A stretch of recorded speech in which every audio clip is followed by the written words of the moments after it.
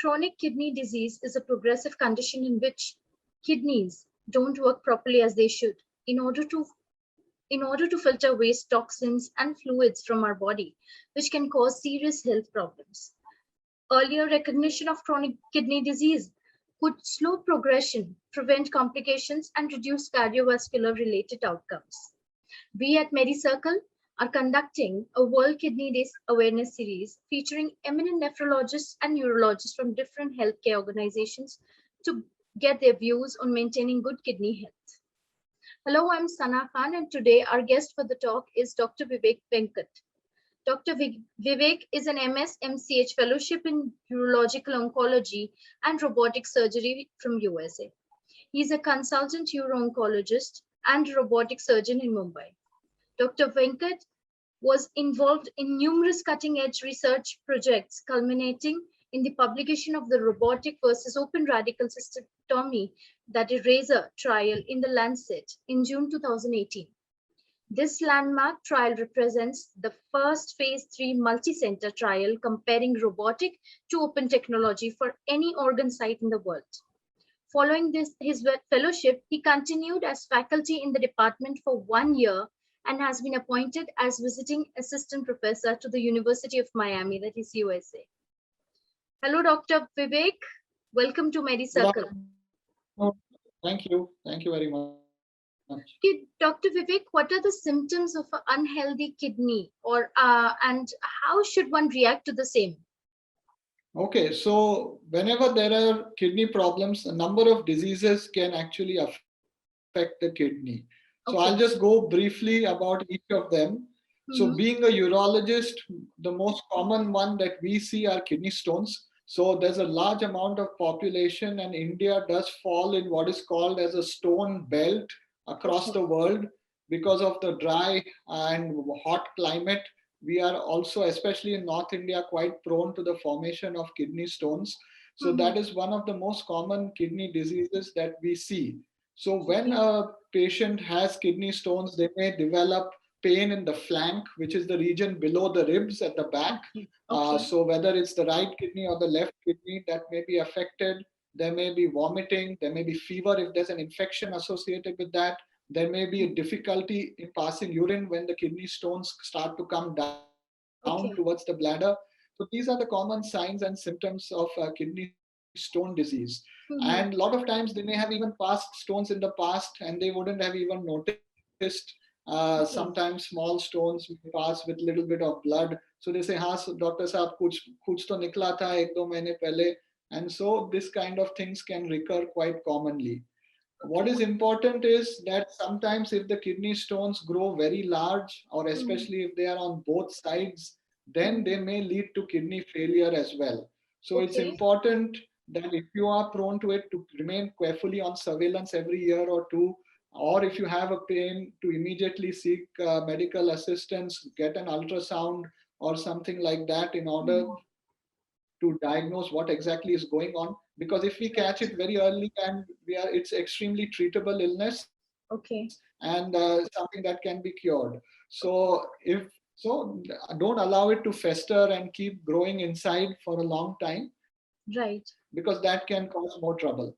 So that's the first thing. Second thing I'll briefly talk about, because my main focus is urologic cancers, is kidney cancer. So what happens in kidney cancer, what we are worried about is any blood in the urine. So anytime there is blood in the urine, it's something that can never be neglected. So almost 10% of these patients with blood in the urine will have some tumor somewhere in their urinary system, whether it's the kidney or the bladder or the ureter or the prostate or something like that. So today, luckily, we have ultrasound, CT scans, even in small villages. Oftentimes, any vague pain you go and get an ultrasound or a CT. So a lot of times we see these kidney tumors very early nowadays. So that's a very good development, because in that situation, we are able to just remove the tumor and leave the rest of the kidney intact. And especially with so much diabetes and blood pressure in India, especially, so the amount of kidney that is preserved can be maximized in these patients. In the past, you used to get big lumps, big tumors, blood in the urine, and oftentimes the cancer would have spread also. But this is becoming rarer today. But again, blood in the urine is an important warning sign. And lastly, just a bit about kidney failure. So whenever the kidneys don't function well, as you said, the toxins and the excess fluid in the body cannot be eliminated well. So that is manifest sometimes with swelling of the feet, where the water collects in the feet. If it collects in the lungs, there may be difficulty breathing. You may get puffiness of around the eyes, Around especially the eyes, early in the right? morning, which may be another sign of early sign of kidney disease. May not be failure yet, but early Okay. kidney disease. Then any blood in the urine, again, that's another thing which you watch for. Then reduction in the urine output, Okay. breathlessness, if there is a fluid accumulating in the lung. Then if there's too much urea or toxins in the body, then the sensorium or the mental status of the patient can change. So these Okay. are all the signs, but these are unfortunately later signs. So all those who have blood pressure, diabetes, their kidney functions should be checked very regularly. They should be in touch with a nephrologist or a physician who is monitoring all that. Okay, Dr. Vivek, what are the factors causing kidney disease, especially the kidney failure? Right. So kidney failure, unfortunately, is growing more and more rampant in India, especially. And the main reason for that is diabetes, probably. So India is Right. considered as the diabetes capital of the whole world. So there is something which genetically predisposes Indians to diabetes.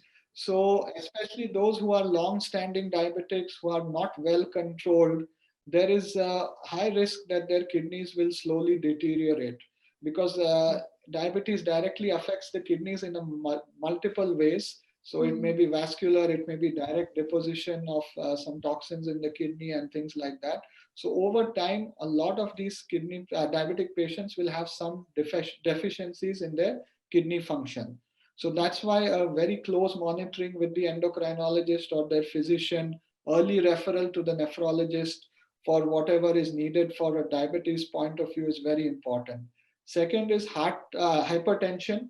Hypertension also over time, because of the vascular changes or the changes in the blood vessels of the kidneys, can lead to kidney failure. And these are actually means rampant, especially in those who are above 50 or 60. And nowadays, Right. unfortunately, with stress and all that, we are seeing younger and younger people with hypertension and diabetes as Right. well. Right.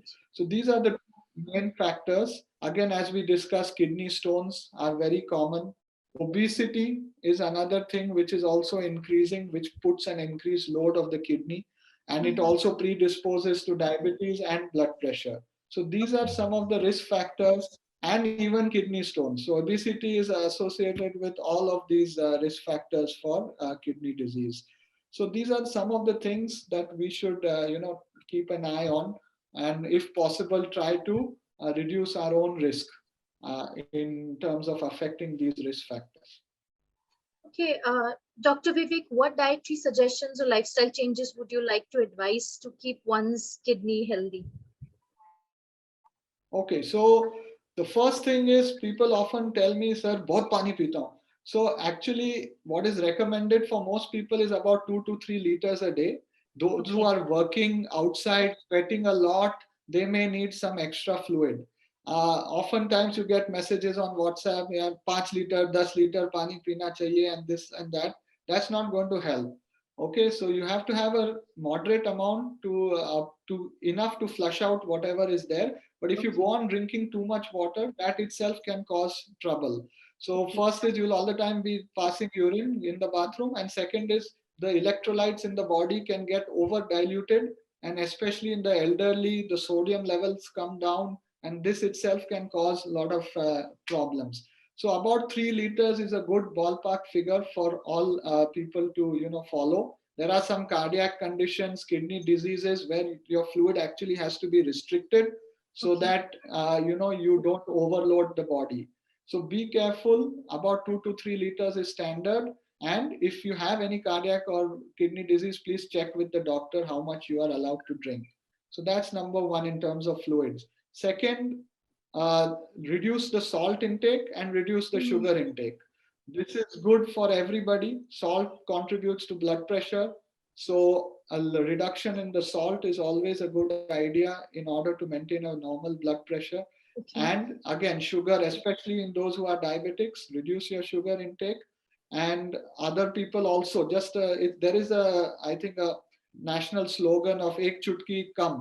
So whether it's salt or sugar, try to reduce a little bit, and that will help in both ways, in the blood pressure and the diabetes. Third, red meat and high protein foods, especially those who already have some kidney disease, they need to be avoided or reduced. Okay. It's not completely eliminated, Mhm. but too much protein can also be difficult for the kidneys to filter. Okay. So normal protein requirement is about 0.8 to 1 gram per kg. Okay. So that is, Okay. if you are 60 kilos, you need about 50 to 60 grams of protein. Mhm.